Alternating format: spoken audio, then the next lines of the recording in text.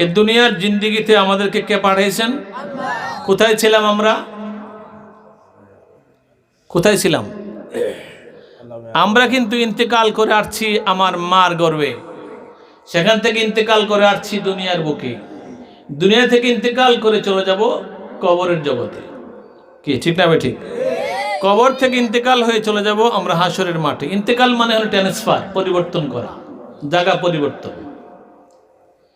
আমরা ছিলাম কোথায়? আলমে আরোহা, রুহানি জগতে ছিলাম। সকলে বলে আলহামদুলিল্লাহ। আমার বয়স যত, হুজুরের বয়স তত। আমরা এখানে সকলের বয়স সমান, রুহের জগতের হিসাবে।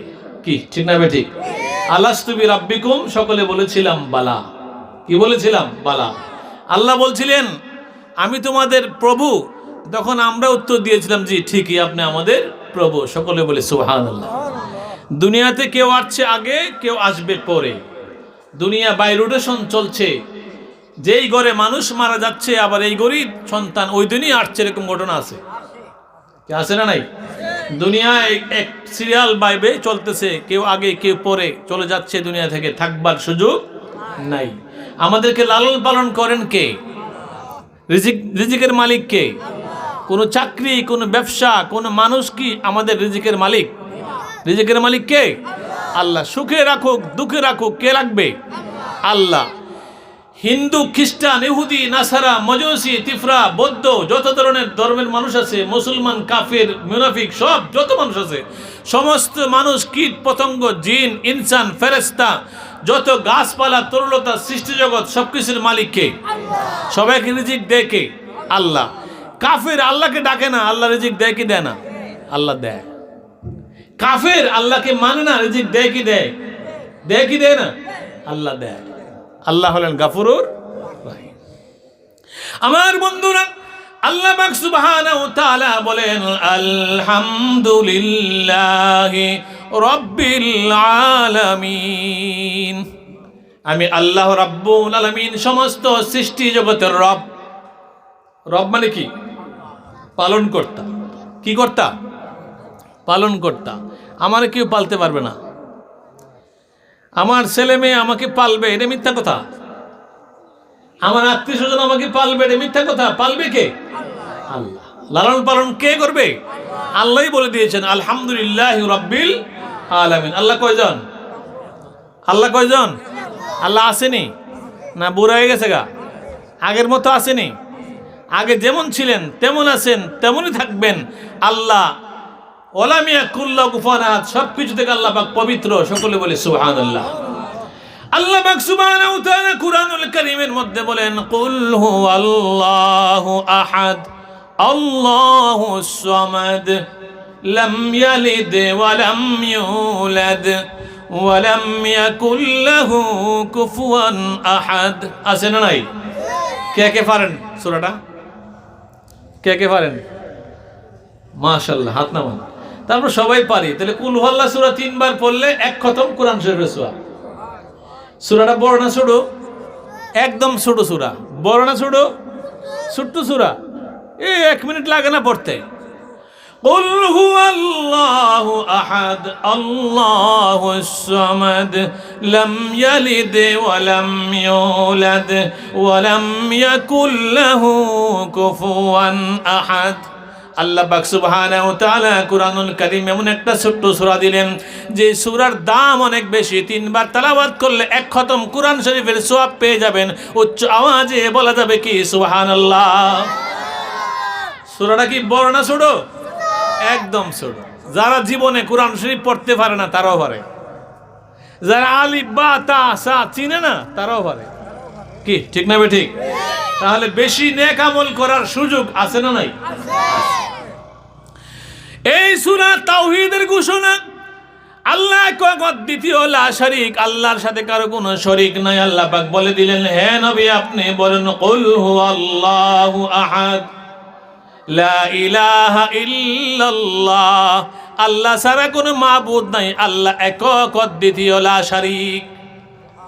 আশহাদু আল্লা ইলাহা ইল্লাল্লাহু ওয়াহদাহু লা শারীকা লাহু। আল্লাহ পাক সুবহানাহু ওয়া তাআলা ঘোষণা করলেন কুল হুয়াল্লাহু আহাদ, হে নবী আপনি বলে দেন আমি আল্লাহ একক অদ্বিতীয়, আমার সমকক্ষ কেউ হইতে পারে না। কেউ যদি আল্লাহর সমকক্ষ কোনো মূর্তি, কোনো পীর সাহেব, কোনো গাছ, কোনো চন্দ্র, কোনো সূর্য, কোনো বড় বিল্ডিং কে মানে, তাহলে সে ঈমানদার হবে না, সে মুশরিক হয়ে যাবে। কি হবে? মুশরিক, শিরিক করে ফেলবে। আল্লাহর সমান কেউ হইতে পারে না, এই বিশ্বাস আছে না নাই? আছে না নাই? আল্লাহরে দেখা যায়নি? দেখা যায়। আল্লাহরে দেখা যায়। কেডা দেখবো? যারা ওই রকম ক্ষমতা আছে, সবাই আল্লাহরে দেখতো না। দেখা যায় আল্লাহরে ঠিকই। চশমে বান্দা গোশে বান্দা লাভদে বান্দার নাগিনী নূরে আকবর মা বেখান। যেই ব্যক্তির চক্ষু দিয়ে হারাম জিনিস দেখবে, যেই ব্যক্তি কান দিয়ে হারাম জিনিস শুনবে, চক্ষু কান দিয়ে আল্লাহকে দর্শন করা সম্ভব না। আল্লাহর নূর দেখতে হলে আল্লাহর ওলি হইতে হবে, আল্লাহর প্রিয় হইতে হবে, আল্লাহর আপন হইতে হবে। আল্লাহর সঙ্গে কথা বলতে পারি না, কিন্তু আমরা আল্লাহর বান্দা।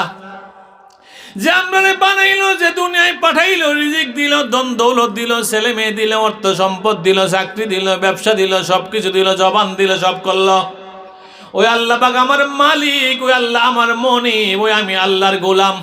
ওই আল্লাহর সাথে আমি কথা বলতে পারি না। কি ঠিক না বেটি? কিন্তু আল্লাহর ওলিরা আল্লাহর সাথে কিন্তু কথা কয়। মূসা আলাইহিস সালামকে কালিমুল্লাহ বলা হয়। মূসা আলাইহিস সালাম আল্লাহর সাথে কথা বলতেন তুর পর্বতে, এই জন্য মূসা আলাইহিস সালামকে কালিমুল্লাহ বলা হয়। বলে সুবহানাল্লাহ। আল্লাহর সাথে কথা কইতে চাননি? আল্লাহর সাথে কথা বলতে চান? তো আল্লাহর সাথে কথা বলতে হলে ওলি হতে হবে, বেলায়েতওয়ালা হতে হবে। তাহলে আল্লাহর ওলি হয়ে যাইতে পারলে আল্লাহর সাথে কথা বলতে পারবেন। সকলে বলি সুবহানাল্লাহ। আর যদি ওলি হতে না পারেন, বেলায়েতি পাওয়ার না পান, তাহলে কোরআনের তেলাওয়াত করেন। আলিফ লাম মিম যালিকাল কিতাবু লা রাইবা ফীহি হুদাল লিল মুত্তাকিন। কোরআন তেলাওয়াত করেন। আল্লাহর কোরআন তেলাওয়াত যে ব্যক্তি করবে, সে যেন আল্লাহর সাথে কথা বলতেছে। বলে সুবহানাল্লাহ। আমার বন্ধুরা রে, আল্লাহ পাকের সঙ্গে কথা হয়, আল্লাহ পাকের সঙ্গে দেখা হয়, এরকম বহুত ঘটনা আলেম ওলামারা ওয়াজ করে থাকে। বিভিন্ন ওলিদের কাহিনী বলে, নবীদের কাহিনী বলে বলে দেয় যে আল্লাহর সাথে মুসা নবী কথা বলছে, ইমাম মালিক সাক্ষাৎ করেছে, ইমাম আবু হানিফা আল্লাহকে দেখেছে। এরকম কথা আমরা শুনি কি শুনি না? তাহলে তারা ওই ধরনের পর্যায়ে চলে যাওয়ার কারণে আল্লাহর সঙ্গে সাক্ষাৎ হয়, আল্লাহর সাথে কথা হয়। এমন মানুষ এখনো পৃথিবীর মধ্যে আছে যারা আল্লাহর সঙ্গে ডাইরেক্ট কানেকশন আছে। বলে সুবহানাল্লাহ। তারা বেলায়াত ওয়ালা, তারা আল্লাহর ওলির দরজায় চলে গেছে। সম্মানিত হাজিরিন, আমার বন্ধুরা, বাবারা, মা বোনেরা, ছোট ছোট মাসুম বাচ্চারা, আমরা আল্লাহর দরবার থেকে আসছি, আল্লাহ আমরারে পাঠাইলেন। আল্লাহ কয় আমার পরিচয় আমি দিব না, আমার পরিচয় আমার বন্ধু দিবে। আমি যে একক অদ্বিতীয় না শরীক, আমার সাথে কারো শরীক নাই। আমি আল্লাহকে মানলে ইমানদার হইতে পারবা, এটা কিন্তু আমার বন্ধু হাবিবুল্লাহ বলে দিবে। আল্লাহ পাক সুবহানাহু ওয়া তাআলা আদম আলাইহিস সালাম থেকে ধরে 1,24,000 মতান্তরে 2,24,000 নবী রাসূলের মাধ্যমে আল্লাহ পাকের ঘোষণা পৃথিবীর মধ্যে পাঠালেন। আল্লাহ ইচ্ছা করলে নিজেই আল্লাহ যে একক অদ্বিতীয় সেটা আল্লাহ বলে দিতে পারতেন, কিন্তু না, আল্লাহ মাধ্যম করে দিলেন নবীদের মাধ্যম। সমস্ত নবীদের কালেমা হলো লা ইলাহা ইল্লাল্লাহ, লা ইলাহা লা ইলাহা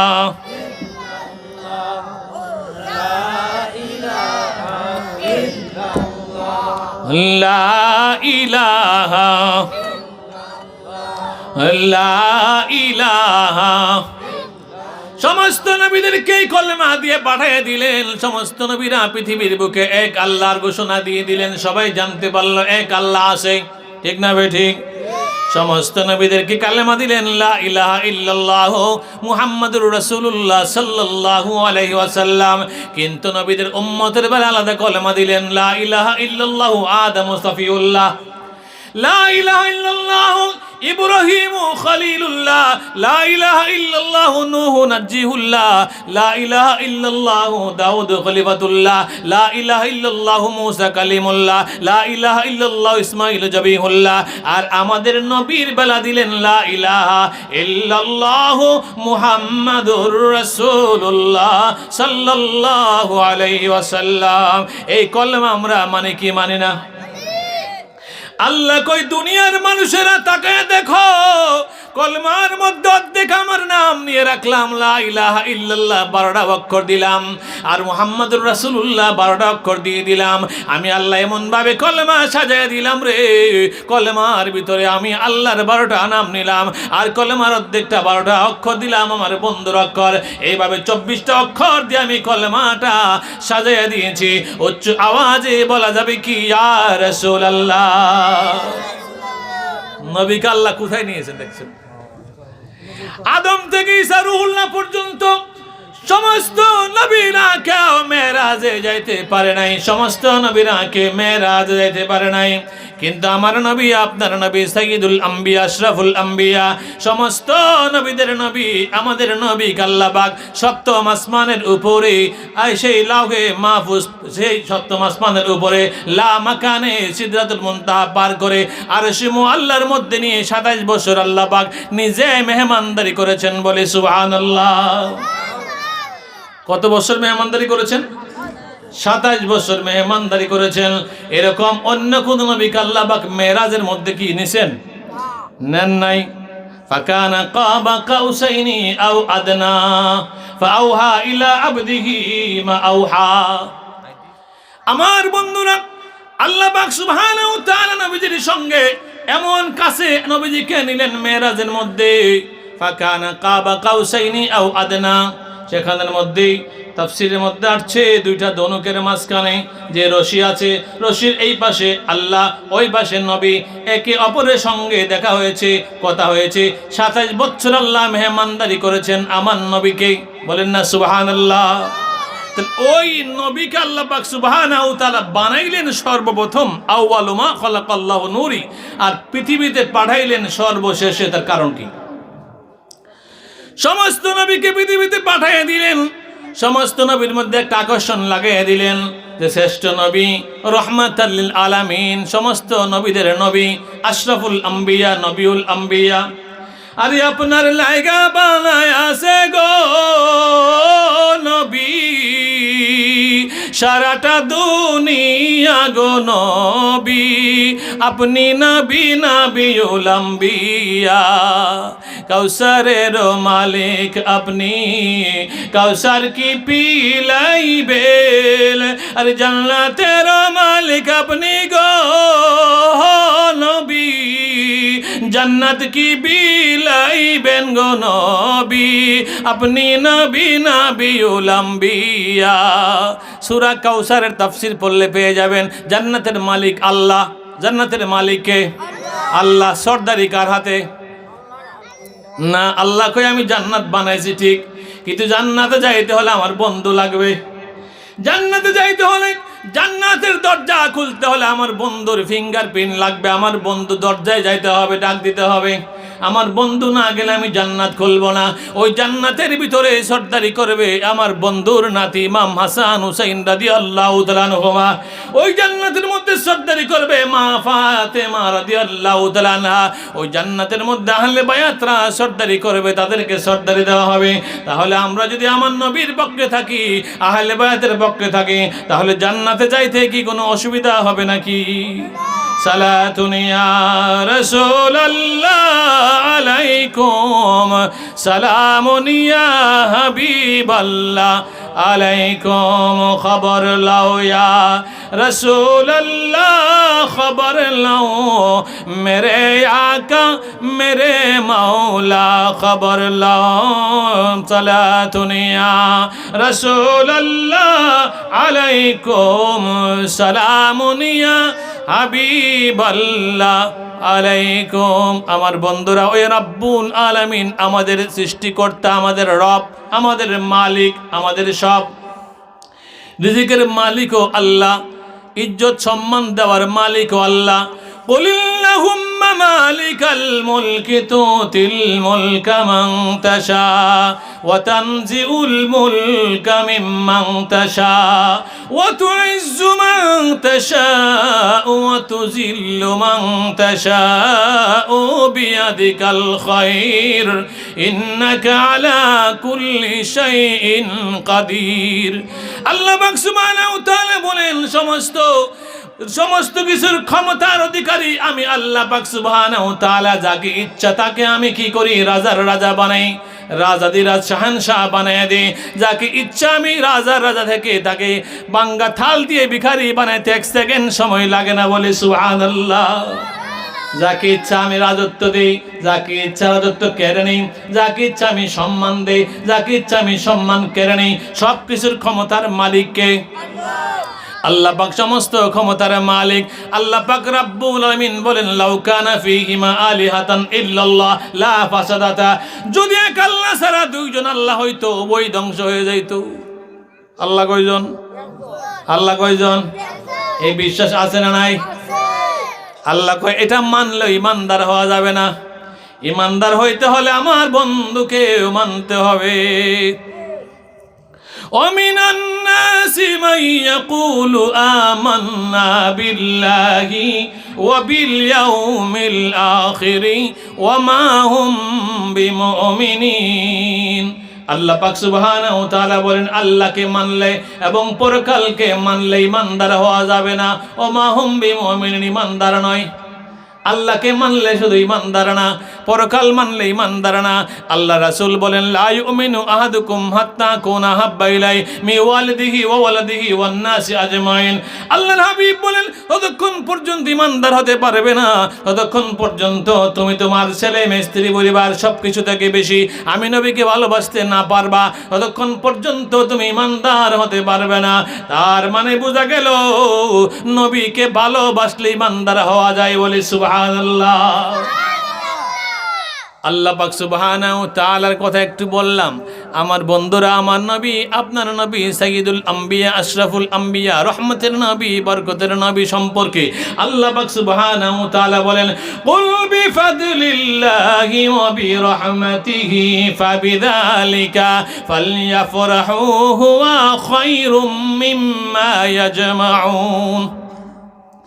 আল্লাহ পাক সুবহানাহু ওয়া তাআলা বলেন হে নবী, হে নবী, আমার দুইটা জিনিস আমি দিলাম। কুল বিফাদলিল্লাহ, আমার পক্ষ থেকে ফজল, অবিরহমাতিহি এবং রহমত, আমার পক্ষ থেকে ফজল এবং রহমত আমি দিলাম। এই দুইটা পাওয়ার পরে ফালইফরাহু, আনন্দ করেন, বলেন না সুবহানাল্লাহ। দুইটা জিনিস কি? একটা হলো ফজল, একটা হলো রহমত।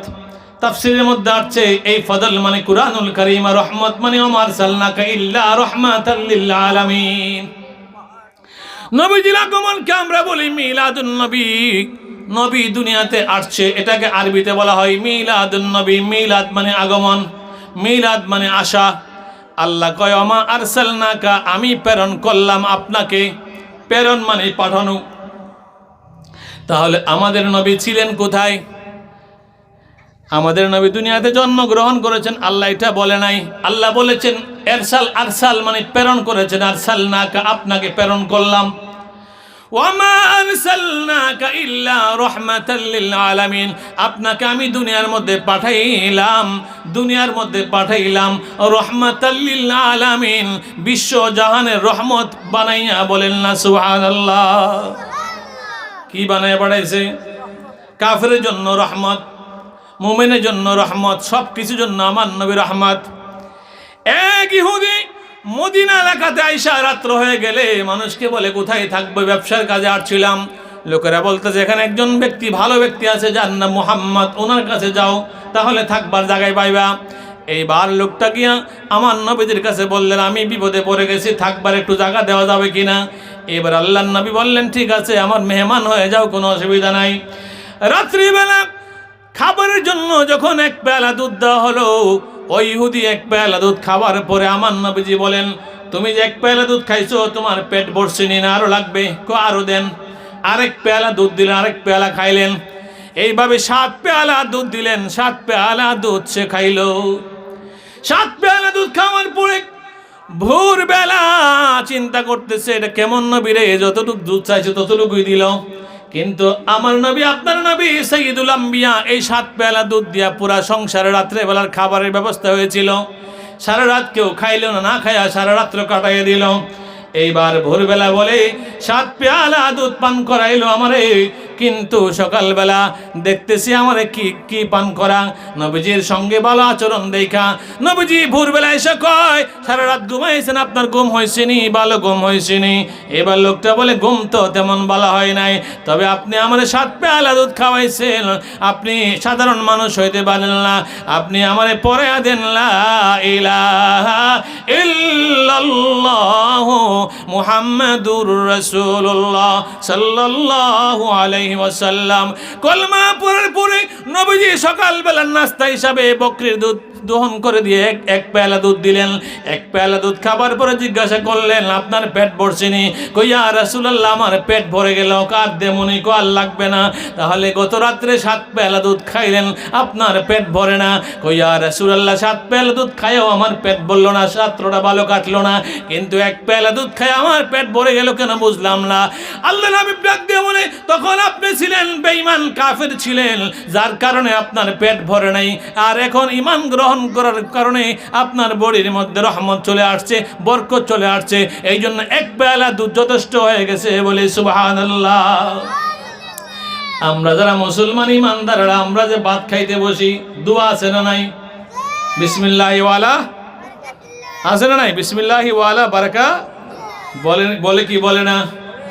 যদি বিসমিল্লাহি ওয়ালা বারাকাতিল্লাহ বলে খাবার শুরু করেন, এবং যদি খাবারের মাঝখানে ইয়া ওয়াজিদু পাঠ করেন, এবং খাবারের শেষে যদি খাবারের শেষের দোয়া আপনি পাঠ করেন, আলহামদুলিল্লাহিল্লাযী আত'আমানা ওয়া সাকানা ওয়া জাআলানা মিনাল মুসলিমিন পড়েন, অথবা যদি আলহামদুলিল্লাহ পাঠ করেন, আপনার খাবার নূর হয়ে যাবে, আপনার পেট ভরে যাবে।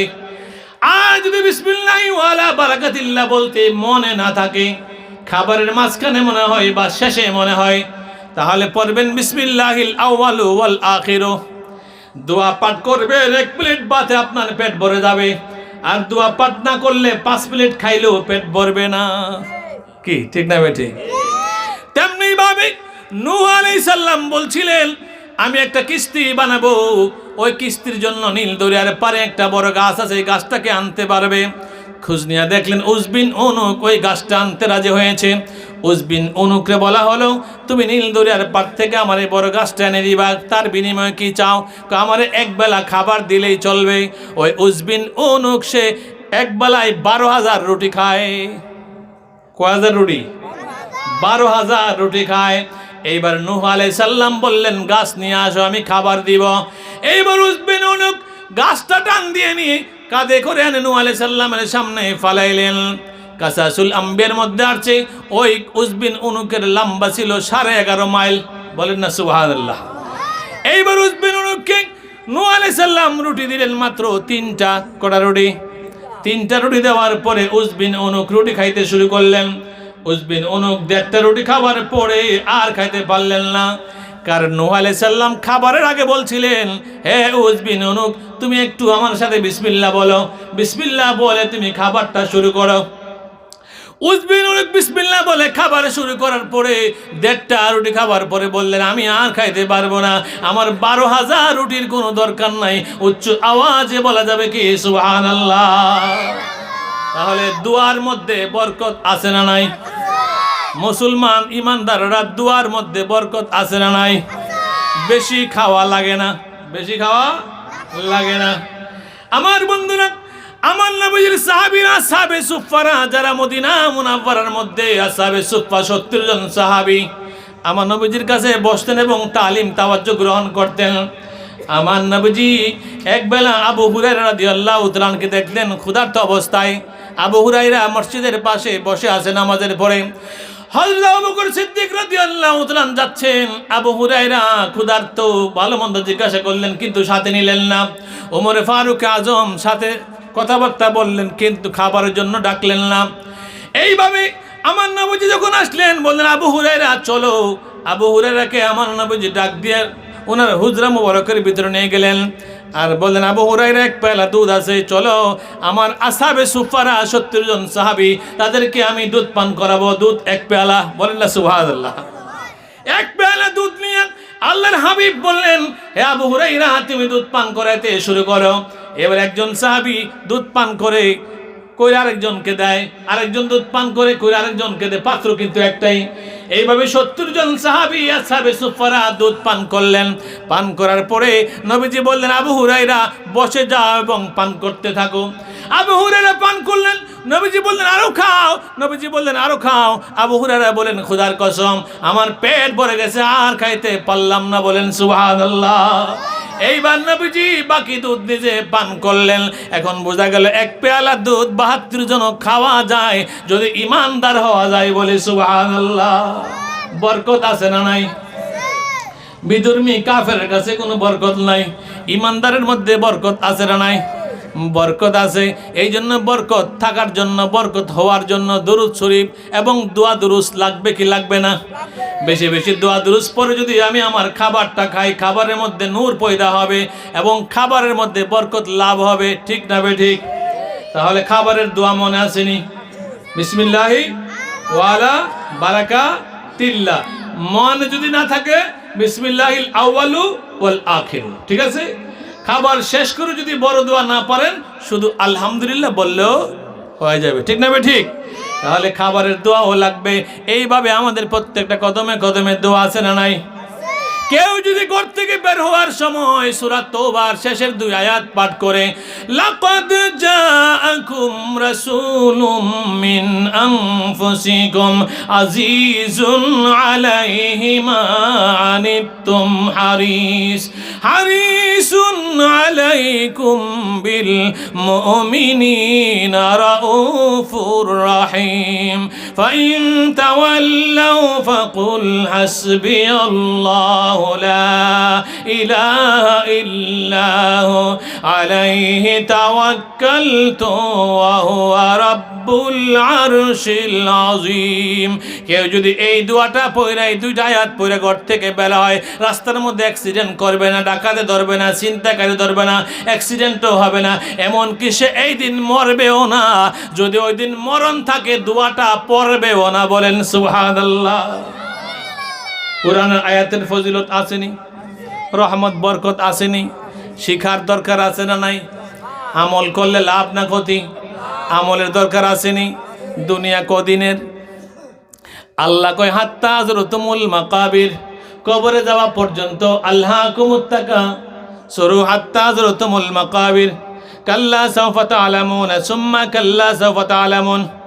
কেউ যদি এই সূরাটা পাঠ করে তাহলে কোরআনের 1000 আয়াত পাঠ করার সওয়াব পেয়ে যাবে, বলি সুবহানাল্লাহ।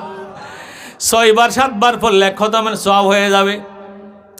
এই সূরার মধ্যে আল্লাহ পাক বলেন হাত্তা যুরতুমুল মাকাবির, মানুষ কবরে যাওয়া পর্যন্ত দুনিয়ার ধন দৌলতের জন্য পাগল পারা হয়ে থাকে। খালি ধন দৌলত কামাইতো, বড়লোক হইতো, টাকা পয়সার মালিক হইতো, বিল্ডিং এর মালিক হইতো, টাউনে একটা বাড়ি হইতো, স্বর্ণ অলংকারের মালিক হইতো, এরকম আছে না নাই? সাহাবায়ে কেরামরা কি এগুলা চাইছেনি? নবীর সাহাবারা কি এগুলা চাইছে? এগুলা চাই না। সাহাবায়ে কেরামরা জীবন দিয়ে ফেলেছে। 2 ভাই ছোট ছোট, 8-10 বছর বয়স। নবীজিকে বলি ইয়া রাসূলুল্লাহ, ইয়া হাবিবাল্লাহ, মদিনা থেকে, মক্কা থেকে আপনি মদিনায় কেন আসছেন? আল্লাহর হাবিব বলে মদিনাতে কেন আসছি? মক্কার লোকেরা আমারে ভালোবাসে না, মক্কার লোকেরা আমাকে পছন্দ করে না, আমার সঙ্গে খারাপ ব্যবহার করে, আমাকে মারতে আসে। আমার সঙ্গে খারাপ ব্যবহার করার কারণে, জুলুম করার কারণে, নির্যাতন করার কারণে আমি আল্লাহর হুকুমে মক্কা ছেড়ে মদিনায় চলে আসছি। ওই 2টা ছেলে ডাক দেয়া বলি ইয়া রাসূলুল্লাহ, সবচেয়ে বেশি কে আপনার প্রতি জুলুম করেছে, সবচেয়ে কষ্ট বেশি কে দিয়েছে, তার নামটা কি জানতে পারি? আল্লাহর হাবিব বলে জানে কি করবা, কো দরকার আছে? সবচেয়ে বেশি আঘাত দিয়েছে, সবচেয়ে বেশি কষ্ট দিয়েছে যে ব্যক্তি, তার নাম হলো আবু জাহেল। কি নাম?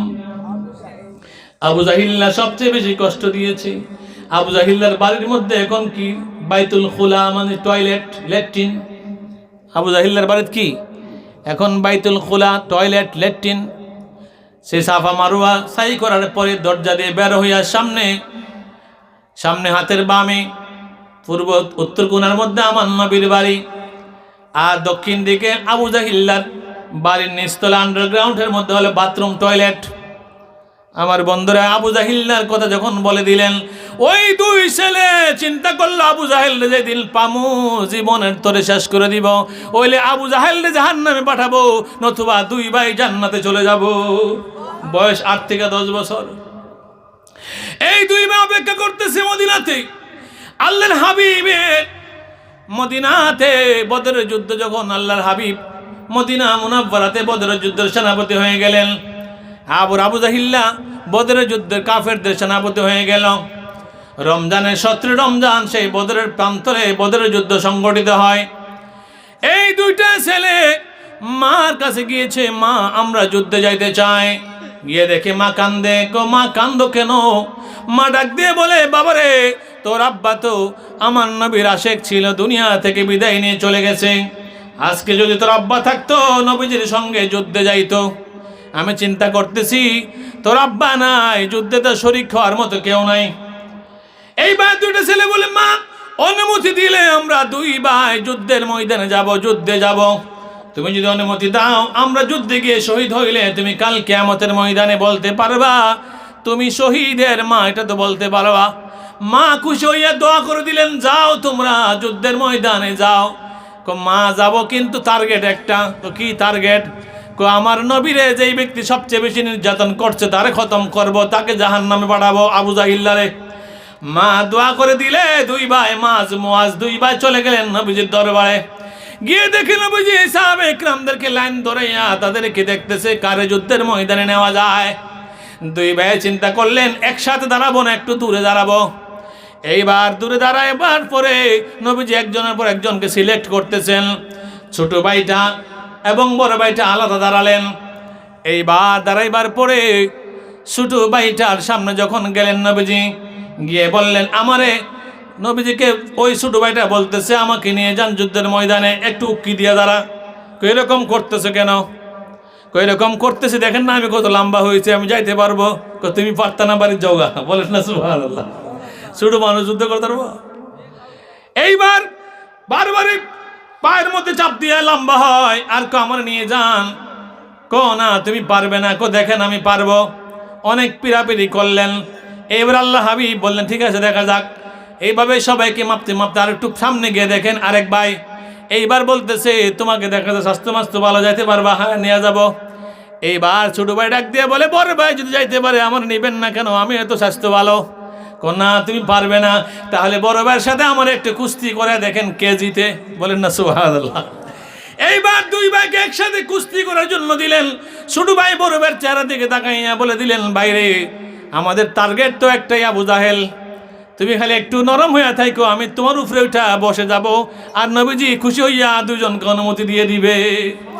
দুই ভাই যখন কুস্তি লাগলেন, কুস্তি লাগার পরে ছোট ভাই বড় ভাইয়ের উপরে উঠে বসে গেলেন। দেখলেন ইয়া রাসূলুল্লাহ বড় ভাই পারে না, শৈল যদি বালা দেখা যা, বড় দেখা যা, আমার থেকে যদি বড় দেখা যা, কিন্তু আমার শক্তি বেশি, আমার নেওয়াই লাগবে। বলেন না সুবহানাল্লাহ।